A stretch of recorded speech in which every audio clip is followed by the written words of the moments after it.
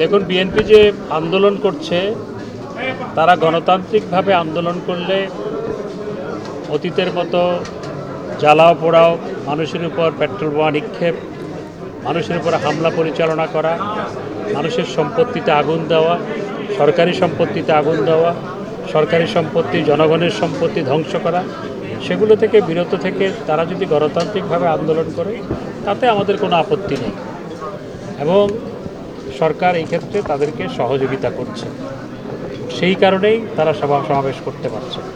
আপনাদের আমি একটু মনে করিয়ে দিতে চাই, আমরা যখন বিরোধী দলে ছিলাম তখন 2004 সালে 21শে আগস্ট বাংলাদেশ আওয়ামী লীগের কেন্দ্রীয় কার্যালয়ের সামনে তৎকালীন বিরোধী দলীয় নেত্রী, দেশের সাবেক তৎকালীন প্রধানমন্ত্রীর জনসভায় হামলা করা হয়েছিল। বৃষ্টির মতো গ্রেনেড ছুড়ে 24 জন মানুষকে হত্যা করা হয়েছিল। আমরা যখন বিরোধী দলে ছিলাম তখন আওয়ামী লীগ অফিসের দুই পাশে কাঁটাতারের পার্মানেন্ট বেড়া ছিল, সেই বেড়ার বাইরে আমাদের যেতে দেওয়া হতো না। আমরা যখন বিরোধী দলে ছিলাম তখন শেখ হেলাল এমপির জনসভায় হামলা করে কয়েকজন মানুষকে হত্যা করা হয়েছিল, শেখ হেলাল এমপিকে হত্যা করার উদ্দেশ্যে। সুরঞ্জিত সেনগুপ্তের জনসভায় হামলা করা হয়েছিল। এস এম কিবরিয়া সাহেবের জনসভায় হামলা করে এস এম কিবরিয়া সাহেবকে হত্যা করা হয়েছিল। হাসানুল্লাহ মাস্টারের সভায় হামলা করে তাকে হত্যা করা হয়েছিল। আমরা যখন হরতাল ডাকতাম তখন খুলনার মঞ্জুরুল ইমামকে হত্যা করা হয়েছে। এইভাবে শত শত হাজার হাজার নেতাকর্মীকে হত্যা করা হয়েছে। তো বিএনপির মিটিংয়ে তো একটি পটকাও ফুটে নাই এখনও পর্যন্ত। বিএনপির মিটিংয়ে তো এই ধরনের বোমা কিংবা গ্রেনেড হামলা তো দূরের কথা, একটি পটকাও তো ফুটে নাই। তো সরকার সহযোগিতা করছে বিধায়, তারা যাতে নির্বিঘ্নে করতে পারে সেটার সহযোগিতা করছে বিধায়, সেজন্যই তারা নির্বিঘ্নে এই সভাগুলো করতে পারছে এবং সরকার সহযোগিতা করছে। আমাদের দলও সতর্ক দৃষ্টি রাখছে, তবে সহযোগিতা করছে। তারা যাতে আবার জনগণের উপর হামলা পরিচালনা করতে না পারে সেজন্য সতর্ক দৃষ্টি রাখছে। এই পালানোর ইতিহাস তো বিএনপির। তাদের ভারপ্রাপ্ত চেয়ারম্যান মুসলেখা দিয়ে বিদেশ চলে গেছেন যে তিনি আর রাজনীতি করবেন না, মুসলেখা দিয়ে। এবং অনেকেই তারা পালিয়ে গেছেন, তারেক জিয়ার সাথে আরও অনেকেই পালিয়ে গেছেন।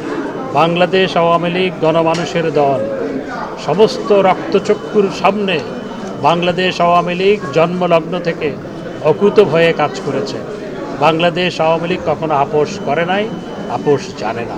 বাংলাদেশ আওয়ামী লীগ জনগণের প্রশ্নে, দেশের প্রশ্নে, রাষ্ট্রের প্রশ্নে বাংলাদেশ আওয়ামী লীগ সবসময় অবিচল থেকেছে।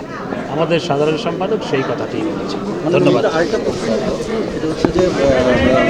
গতকাল মহাসচিব জহুরুল রিজভী একটা কথা বলেছেন যে সরকারের সব পর্যায়ে আওয়ামী লীগ চেতনা সংক্রমিত হচ্ছে। এই বিষয়টাকে আপনারা কি বলবেন?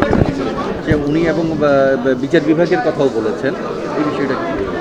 দেখুন, সরকার নয়, সারা বাংলাদেশের সব পর্যায়ে তো মুক্তিযুদ্ধের চেতনা সংক্রমিত হয়েছে। এতে ওদের গাত্রদাহ হচ্ছে, কারণ ওরা মুক্তিযুদ্ধের চেতনায় বিশ্বাস করেন না। তো সেজন্য আজকে সরকার নয়, জনগণের সব পর্যায়ে বুদ্ধিজীবী বলেন, শিক্ষক বলেন, ডাক্তার বলেন, সব জায়গায় মুক্তিযুদ্ধের চেতনা আজকে আগের তুলনায় অনেক বেশি গভীরে পতিত হয়েছে। এখানেই তাদের গাত্রদাহ, কারণ তারা মুক্তিযুদ্ধের চেতনায় বিশ্বাস করে। যাদের মহাসচিব বলে পাকিস্তান আমল ভালো ছিল, তারা কোন চেতনায় বিশ্বাস করে সেটি সহজেই অনুমান। তারা আসলে পাকিস্তানেরই স্বপ্ন দেখে। ধন্যবাদ। সংবাদ, ফিচার ও অনুষ্ঠানের জন্য ভিজিট করুন সংবাদ প্রকাশের ওয়েবসাইট এবং যুক্ত থাকুন ফেসবুক পেজ ও ইউটিউব চ্যানেলের সঙ্গে।